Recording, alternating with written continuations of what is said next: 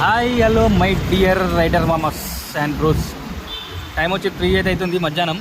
మనం పొద్దున 5 గంటలకి ఆపేసినాం. రాత్రి మీకు చూపించిన కదా బ్యాలెన్స్ ఎంత ఉండే, 84 రూపాయలు ఉండే కదా.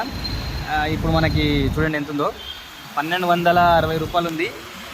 ఏడా మెట్రో కింద ఉన్న సికింద్రాబాద్ ప్యారడైజ్ చూడండి మొత్తం ఎట్లుందో. వాన పడ్డది ఇప్పుడు దాకా, జర చినుకులు పడే నాన్పికేమో కొంచెం. అయితే వచ్చి ఆగిన పొద్దుగల 8 గంటల వరకు అయితే 5 గంటల వరకే. మనకి 5 గంటలకు నిద్ర వచ్చినట్టయితే ఇంటికి పడితే చక్కగా గమ్ములు ఇంటికి వెళ్ళిపోయి పండుకొని ఇప్పుడే 1 గంటకి అట్లా వచ్చిన.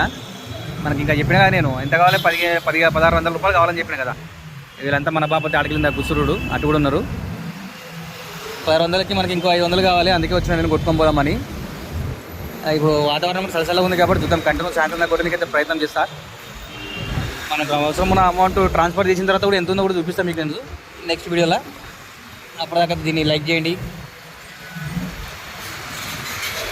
ఇంకేం చెప్తాం కూడా, అదే రాత్రి పెట్రోల్ చూపించిన కదా 400 రూపీస్.